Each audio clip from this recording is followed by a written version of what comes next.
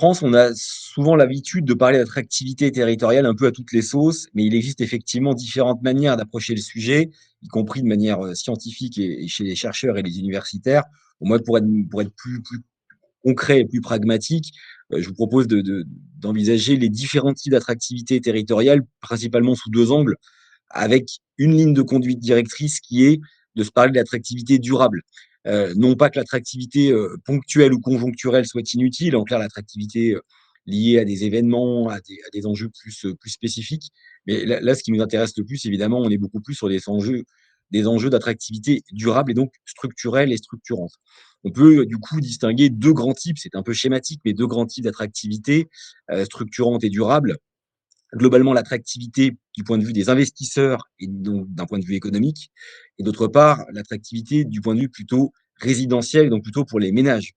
Les facteurs sont différents, les champs, hein, sont différents puisque les cibles sont, totalement différentes.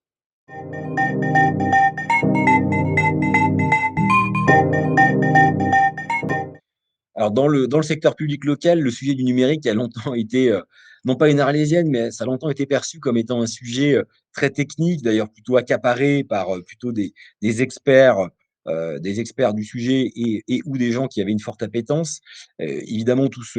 cette période-là est maintenant derrière nous et globalement, on ne peut plus penser une seule nouvelle action publique et même une seule politique publique quotidienne ou structurante sans, penser à, sa déclinaison, digitale. Pour être plus concret, maintenant, il n'y a pas un seul projet d'infrastructure,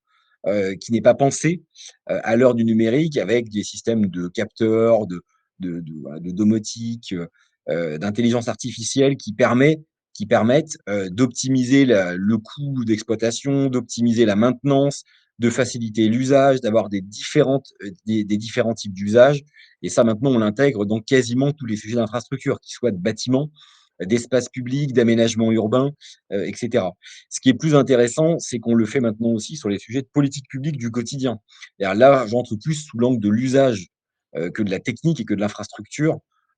Sur toutes nos politiques publiques maintenant, nous, implémentons les enjeux numériques, partout. Le sujet plutôt maintenant est d'arriver à conjuguer des offres, dématérialisées avec la, nécessaire, prémanence et en tout cas la nécessaire continuité d'une continuité d'offres aussi, physique et ça, c'est plutôt cette, non pas cette dichotomie, mais cette dualité totalement complémentaire qu'il faut parvenir à faire vivre et à entretenir intelligemment dans la durée sur tous les sujets. Pour être plus concret, quand on s'adresse à des publics, même familles, par exemple sur les politiques publiques, scolaires, périscolaires, ou sur des publics, sociaux et cetera, il est important d'avoir les 2 types d'offres et les 2 types de en tout cas les deux moyens d'accès, à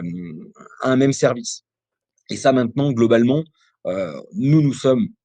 à minima acculturés, voire formés en tant que dirigeants territoriaux à ces sujets-là et non seulement on parvient à embarquer nos élus positivement sur ces sujets-là, mais même globalement, tout effet générationnel confondu, on se rend bien compte que ce sont les élus eux-mêmes qui nous poussent et qui ont même des attentes fortes, pour avoir une offre qui soit de plus en plus digitalisée et au-delà de l'effet de mode et en sortant complètement de la dimension gadget, c'est parce qu'on se rend bien compte que ça permet de répondre premièrement à une demande et deuxièmement, ça permet aussi parfois d'optimiser et de rendre le service plus performant.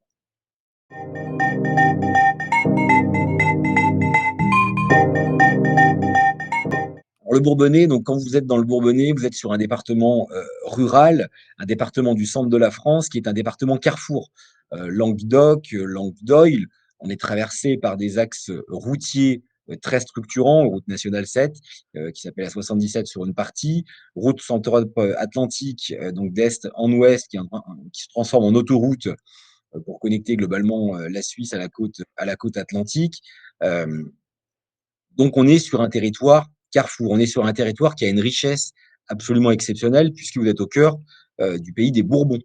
Hein, les une grande partie des familles royales, dans le monde entier aujourd'hui sont des descendants des Bourbons. Alors même si, les Bourbons ici n'ont pas été rois de France, vous avez cet héritage, historique, mais surtout on a cet héritage patrimonial chez nous qui est absolument, incroyable, encore plutôt méconnu, avec quelques pépites architecturales, vraiment d'envergure internationale.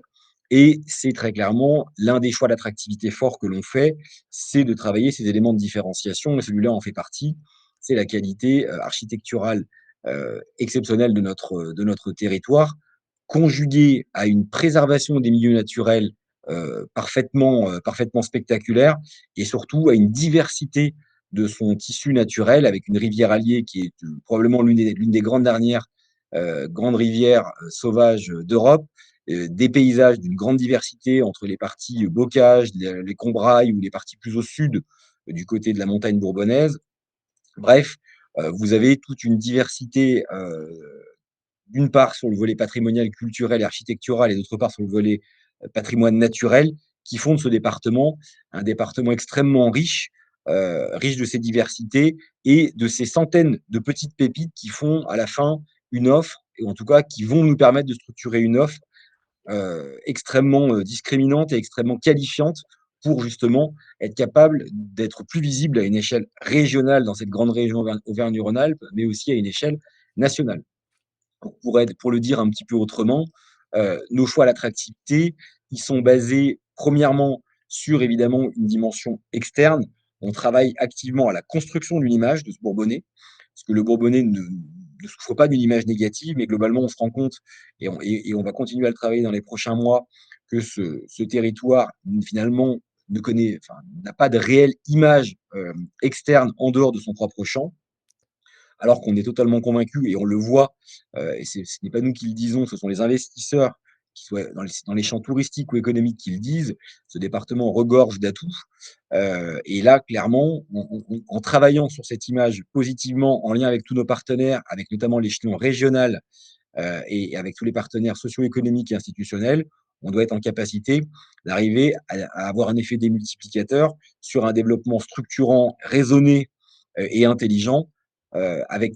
en cible, directe, clairement, d'une part les investisseurs et donc le tissu économique et d'autre part les ménages, puisqu'on a un département de 340 000 habitants qui a une population plutôt stagnante, légèrement décroissante, mais surtout vieillissante. Donc on a très clairement, cet